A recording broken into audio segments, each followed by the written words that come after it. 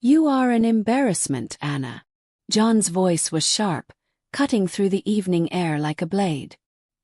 He stood by the dining table, arms folded, watching as Anna set down a plate of food. The aroma of jollof rice and grilled chicken filled the room, but his expression twisted in disgust. Anna swallowed hard. What did I do wrong? John scoffed. Look at yourself. Just look at you. He gestured at her with a sneer. You're fat, Anna. Big. Too big. You waddle when you walk. Do you think a man like me should be seen with someone like you? Anna felt the sting of his words, but she was used to it. For months, John had been making remarks about her weight, about how she didn't fit into his new life. At first, she thought it was just stress from work, but then the late nights started. The sudden coldness. The perfume that wasn't hers. She knew. She just didn't want to believe it. I worked so hard for us, she said quietly, gripping the edge of the table. I did everything for you. I helped you through school. John let out a bitter laugh. And I married you, didn't I? Isn't that enough? Anna's heart clenched. Tears burned behind her eyes, but she refused to let them fall. She had always believed in love, in sacrifice, in loyalty. But now, standing in front of the man she had given everything to, she realized that love alone wasn't enough. John straightened his shirt. I have something to tell you. Anna already knew what was coming. I want a divorce. Her breath hitched. Even though she had seen it coming, the words still crushed her. Why? She asked, her voice barely above a whisper. John rolled his eyes, as if her question was ridiculous. Because I don't love you anymore. I don't even find you attractive. And, to be honest, there's someone else. Anna flinched as if he had slapped her. Who? A slow smirk spread across his lips. Jane. Anna's knees almost gave out. The beautiful, slender woman who worked with him. The one with long, flowing hair and a smile that could charm a king. You're leaving me for her. John shrugged. She's everything you're not. Sexy, elegant, fun. I can take her to company events without feeling embarrassed. Anna bit her lip so hard she tasted blood. So, what am I supposed to do? She asked. Where will I go? John shrugged again. That's not my problem. I just want you out of the house by the end of the week. A lump formed in Anna's throat. She had no money, no savings. Everything had gone into supporting John. John and Anna were a couple who went way back. Both of them were orphans who found solace in each other. They had no one to sponsor their education, so they made a pact. One of them would go to school, and the other would save to support that person. The idea was that if one of them became successful, they would both be okay. John was the one chosen to go to school, while Anna worked hard under the hot sun to help pay his school fees. And now he was throwing her away like trash. John checked his watch and sighed. Jane is waiting for me. I don't have time for your drama. He grabbed his keys and walked to the door, stopping only to glance back at her one last time. You should have taken better care of yourself, Anna. Then he was gone. Anna sat in the bedroom, staring at the packed suitcase beside her. The house, her house, felt foreign now. The walls that once held laughter and love now felt like a prison, closing in on her. Her stomach growled, but she ignored it. Food had always been her comfort, but tonight, even that felt meaningless. Her eyes drifted to the framed photo on the bedside table. It was their wedding picture. She looked so happy, so full of hope. What a fool I was. A knock on the door startled her. She wiped her face quickly and turned to see Jane standing in the doorway. Dressed in a tight red gown, Jane looked every bit the woman John wanted. Slim, confident, beautiful. She smirked, stepping inside as if she already owned the place. Still here, Jane said, tilting her head. Anna swallowed her anger. What do you want? Jane leaned against the doorframe, examining her nails. Just wanted to see if you needed help packing. He grinned. I'll be moving in soon, you know. Thought you'd want to speed things up. Anna clenched her fists. You'll regret this. Jane laughed. Oh, please. Regret what? Taking what was already mine. She leaned in close. Face it, Anna. You lost. John doesn't want you anymore. No one does. The words sliced through Anna like a blade. But instead of crying, instead of breaking, something inside her snapped. She looked Jane straight in the eyes. We'll see about that. Jane chuckled. Good luck, fatty. Then she turned and walked away, her laughter echoing in the hallway. Anna sat on the edge of the bed, her hands trembling. I won't cry anymore.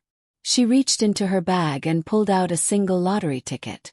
It was the last thing she had spent money on before John drained their account. This is all I have left, she whispered to herself. The streets were cold. Anna wrapped her thin shawl around herself, shivering as she sat outside a small, run-down motel. It wasn't much, but it was all she could afford. The room smelled of damp wood and regret. Her savings. Her home. Aiken. Her husband. A memory that left nothing but scars. She had spent the last few weeks job hunting, only to be met with closed doors and pitying looks. Sorry, ma'am. No vacancies. We're looking for someone with a degree. We'll call you. They never called. She spent her nights crying, replaying every moment with John. The way he looked at Jane. The way he pushed her aside. The way he told her she was nothing. Am I really nothing? She pulled the crumpled lottery ticket from her bag. The numbers were printed in black ink, mocking her with false hope. It had been 2 weeks since she bought it, and she hadn't even checked the results. With a deep sigh, she walked into a small convenience store and approached the counter. The old cashier barely looked up as she handed over the ticket. Check this for me, please. The man inserted the ticket into the scanner. Beeped once, then twice. Beep, beep, beep. The cashier's eyes widened. He checked the screen, then checked it again. His hands trembled as he looked up at her. Ma'am, you won. Anna blinked. What? The cashier swallowed hard. You won the jackpot. A strange ringing filled her ears. How much? The man's voice was barely a whisper. $100 million. Anna's heart stopped. She grabbed the counter, her knees threatening to give way. The world spun around her, the tiny store suddenly too small, too bright, too loud. This had to be a joke. Mistake. She snatched the ticket back, her hands shaking. Check again. The man did. The answer didn't change. She was a millionaire. Anna staggered back, her breath coming in gasps. The weight of months, years, of suffering, of betrayal, of humiliation, crushed down on her. And then, she laughed. A deep, broken laugh that turned into sobs. The cashier watched in shock as she wept, her fingers clutching the golden ticket of her freedom. Meanwhile, in John's luxurious apartment, Jane sipped a glass of wine and watched him type away on his work laptop. She had been playing the long game, getting close to John, making him trust her, making him fall.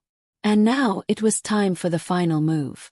As John stretched and yawned, Jane reached into her purse, pulling out a small bottle.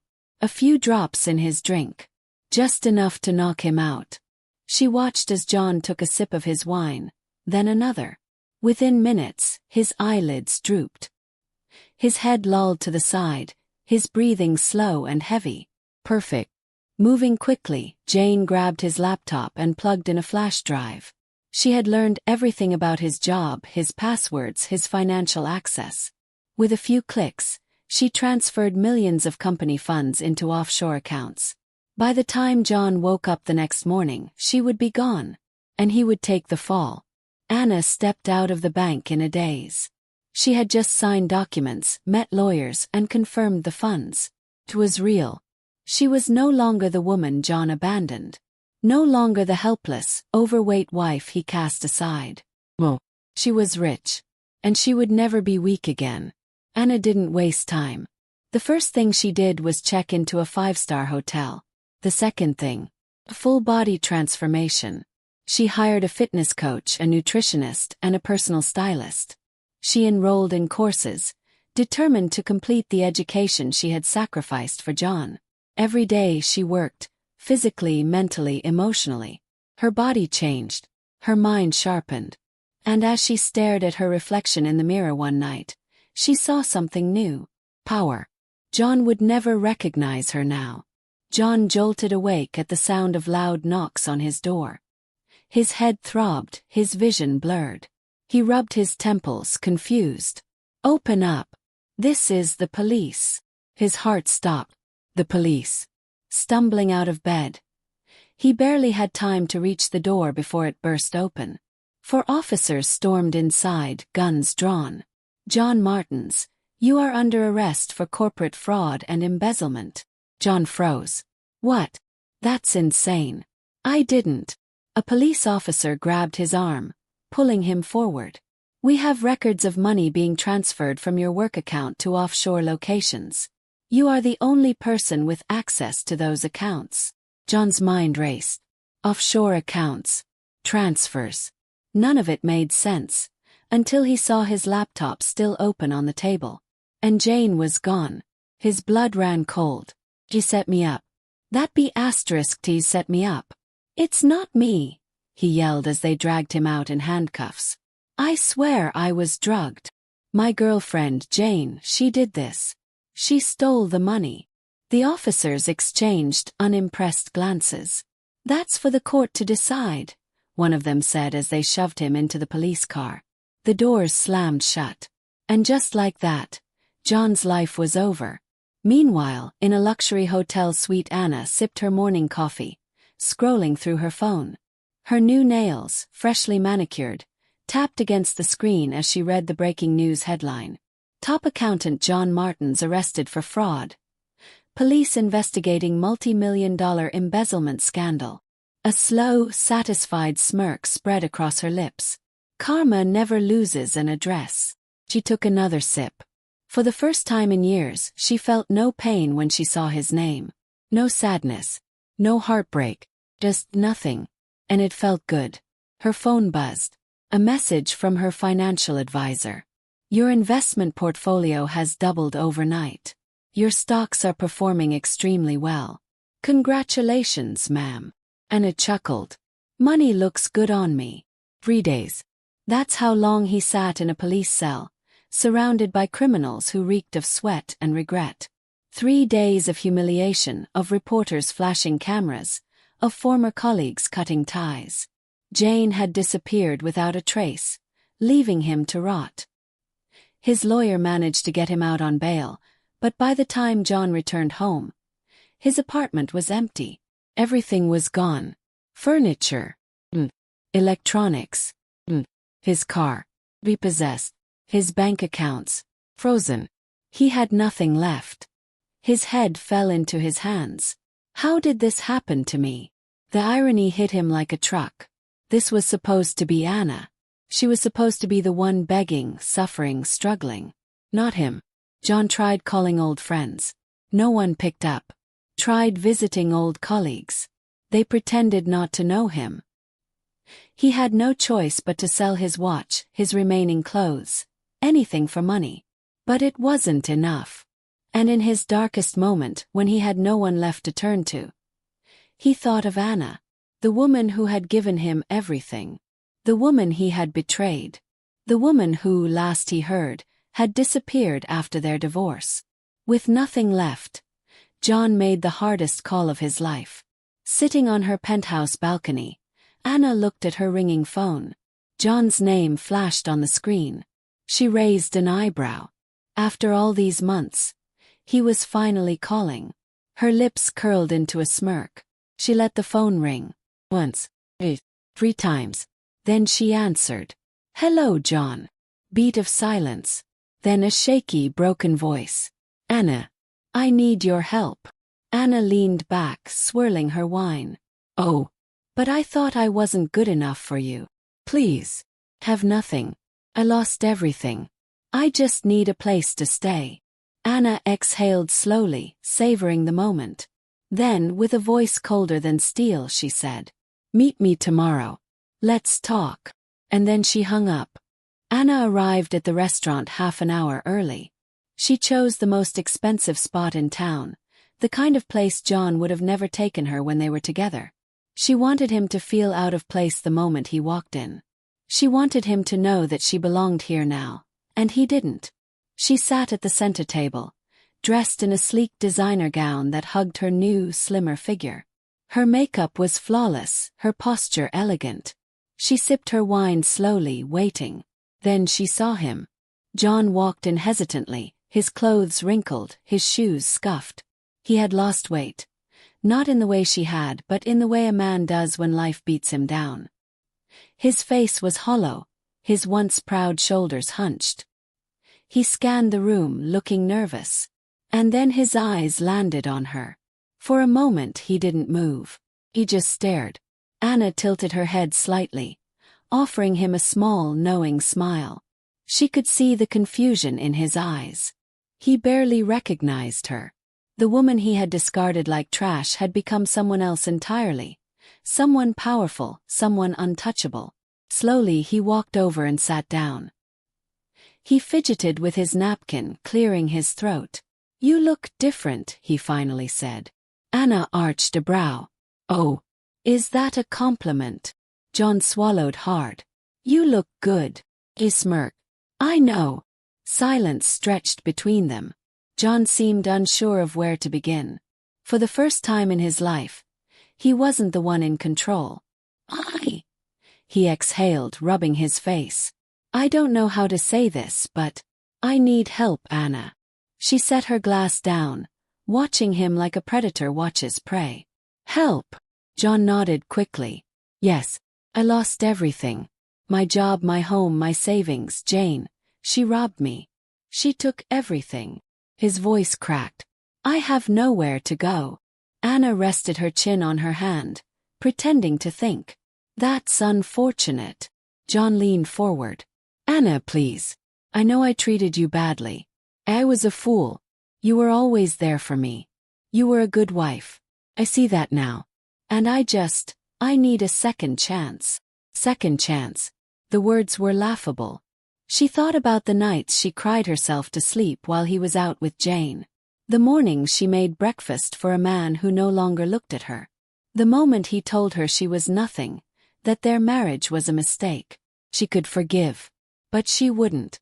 Anna picked up her phone and casually scrolled through messages. "You know, John," she said without looking at him, "I once begged you to love me again." Cried. "I pleaded." She met his eyes. "And you told me I was embarrassing." John flinched. "Anna, I was wrong." "Oh, I know," she cut in smoothly. "You were very wrong." She leaned in slightly. "But I have to ask, why should I help you?" John's eyes darted around, desperate. "Because you're a good person." Anna laughed. Cold, beautiful laugh. "No, John. I was a good person. But you," she tapped her wine glass. "You changed that." John's hands clenched into fists. "So, you won't help me." Anna took a slow sip of her wine, savoring the taste. Then she said, "No." John's face twisted in shock. But I have nothing."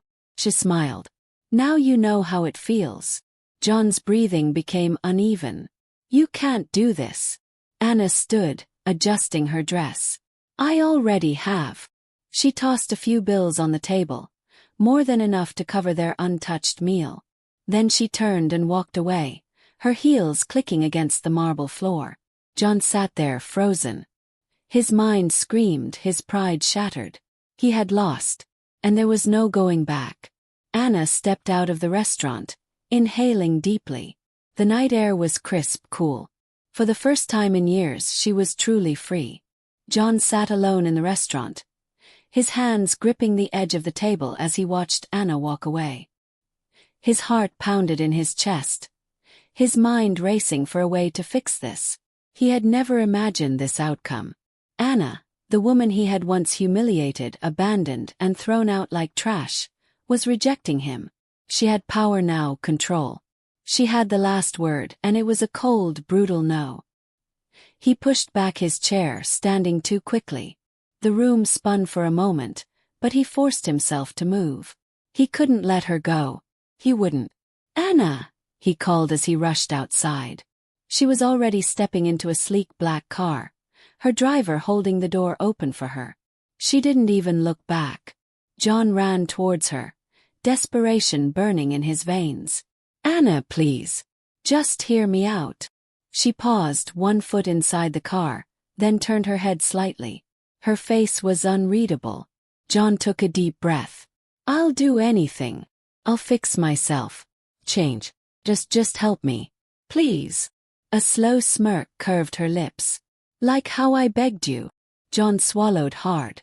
"I know I was wrong, I know I hurt you, but I've lost everything, Anna. I have nowhere else to go."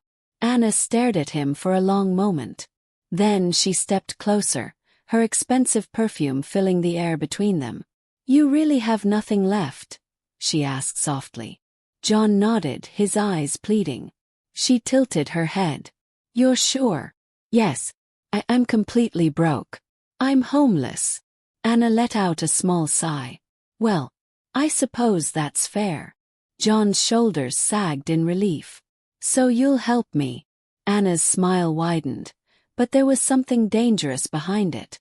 "No, John," she said, her voice smooth as silk. "I was just making sure." John blinked. What?" Anna stepped back and slid into her car. Before he could react, the door shut and the driver pulled away. John stood there, watching the only person who could save him disappear into the night. He felt the weight of his mistakes crush him all at once. He had lost Anna. He had lost his home. He had lost his job. And now he had nothing. A cold wind blew through the streets, sending a chill through his bones. For the first time in his life, John understood true loneliness. He had thrown away the woman who would have stood by him forever. And now he would spend the rest of his life paying for that mistake. Far away, in her luxurious mansion, Anna poured herself another glass of wine. She sat on her velvet couch, staring out at the city skyline. Her past no longer haunted her. Her pain no longer controlled her. She had won. And John was just another lesson in karma's book. With a satisfied sigh, she leaned back and smiled. She was finally truly free. Did you enjoy this story? Let me know in the comments. Special thanks to Jacqueline from Florida and Benid from Uganda. Let me know where you are watching from. Till we meet again, besties.